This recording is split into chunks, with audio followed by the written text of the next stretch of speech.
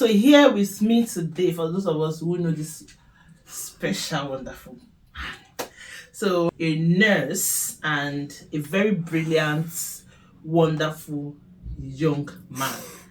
Taking, anyways, he's gonna be shedding light on a very sensitive topic for all of us. And if there is anything I love about him, is that I think we've had this relationship for almost 10 years now. Yeah. 2015. Yeah. Okay. We have to do anniversary. So we are going to do anniversary. So I don't usually use son and all of that, but he's a loyal person. Yeah. You know, when you meet people in your life and they are loyal to you, it's not because you don't have other options in life. It's not because you don't have the opportunity to meet other people, but because that is who they are. And they are not loyal to you because of who you are. They are loyal to you because of who they are. And that means a lot to me.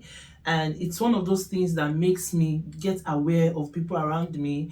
I don't give back energies, but I think it makes me appreciate values when I see. So I value him so much. He knows, and I think people around me knows. So I value him for those beautiful personalities, desire to grow, and the constant getting in touch. And we are going to do 10 years anniversary on Next year. Yeah. Next year. So today, address a very sensitive topic for everybody. So the topic for today will be right mentality in mentorship. So Mr. Ben, what should I call you? Ben is Ben is okay. That's what everybody calls me. Okay. So Ben, what do you think? What is your own idea of mentorship? Well, personally, I believe mentorship is just an act of following someone whom we think or we feel knows better than us. So someone whom we feel, or someone who we believe we can entrust our decisions and our someone who we believe knows the path.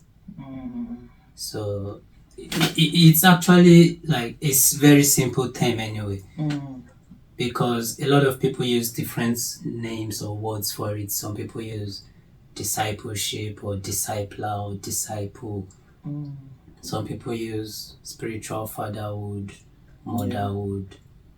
But personally, I believe it's all the same thing. Some people believe that you can have mentors, you can have spiritual fathers, you can have disciples, but from my own point of view, from where I stand, I just believe all that just leads to confusion. If you want to have someone over your life, have someone over your life. If you want to have two people over your life, have two people over your life. But don't just beat about the bush and say, Sister Erity is my spiritual mother, Bro Ben is my mentor, and bro, this person is now realize my coach. She's now my discipler. Bro, Mrs. Olomira is my woman leader. No, it left to me, it's just very confusing if you try to like attribute names to everyone because they are doing almost the same thing in your life. You're now trying to attribute them, give them different names. Some of us don't. Some mentors don't actually need to be called mentors before they know that this is the role I'm playing in your life. Yeah, before they know you are looking up to them. Yeah, you are the one trying to give it names anyway. We are the one trying to make up names for them. Oh, Ben is my mentor. Ben is my discipler. Oh, Ben is my this. Oh, Ben. Anyway, I don't think lots of the words we use they exist anywhere. We just we just feel good about it. We just bring up names for it. So so personally, I just like in summary, I just think mentorship is an act of following someone. It's an act of following someone. Mentorship is an act of leading someone.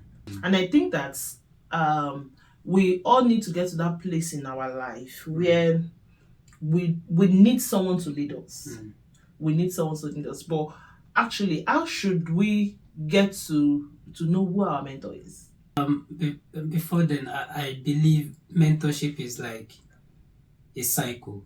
Okay, yeah, I agree with you. I get mentored so that I can mentor. Yeah. If I don't get mentored, I cannot mentor appropriately. So if you don't get mentored, you have no reason why you should mentor anyone. A lot of people are eager to mentor people, but they are not eager to sit under mentorship. People do something that is very funny. Like, they just meet a new person and switch to that person because they feel, oh, this person has something to offer. Now, how do you think they can manage that feeling? Because for me, my personality, I was aware that I could be like that. So I got to a point of saying to myself, I do not need 2. I do not need 3. I do not need 4. Of course, I have other people around me that I talk to, seek counsel from. But it was just one person that's my mentor. How do you think people can manage that? Because we'll keep getting people we like, people that has something to offer us. So how do you think we can manage that? I believe the question is, what pushes people into people? What do you see? Someone came to your fellowship to minister. What pushed you to the person? What do you think the person can offer you that someone else can't offer you, or that your previous mentor cannot offer you? I think that's the place of asking deep questions. So I just think many people just want to jump around on everyone they see, not because the person is probably going to offer them something different.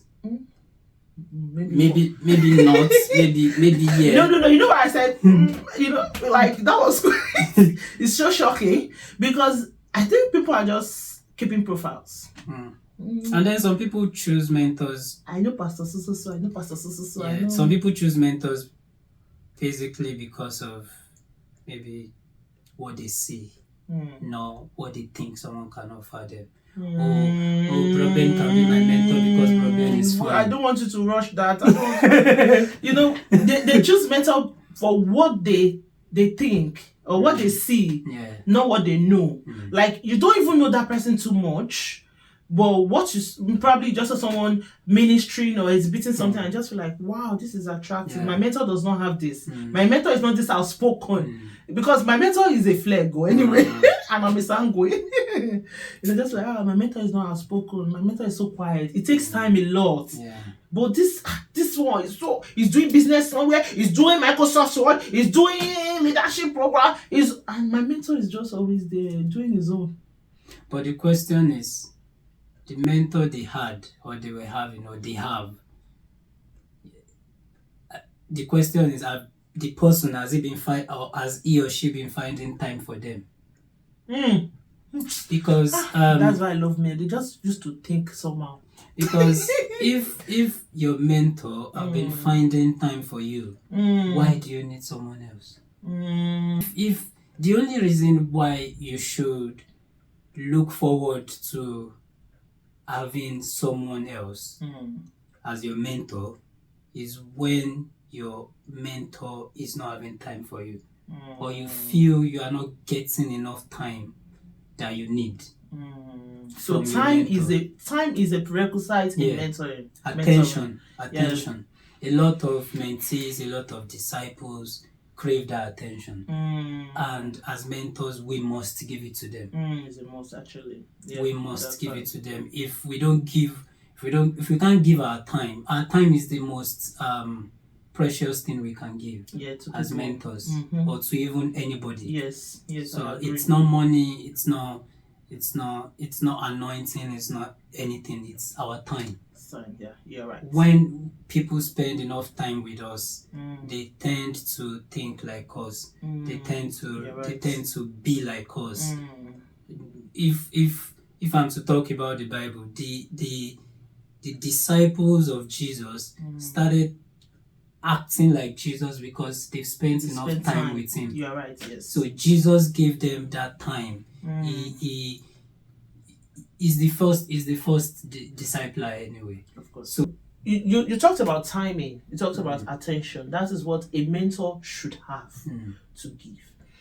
Now, practically, one of those things I think might happen. Now, let me use both of us, our relationship. I remember by the time I got married, at least first 2 years in my marriage, we weren't really close. No, we're close. No, that's not when I was sick.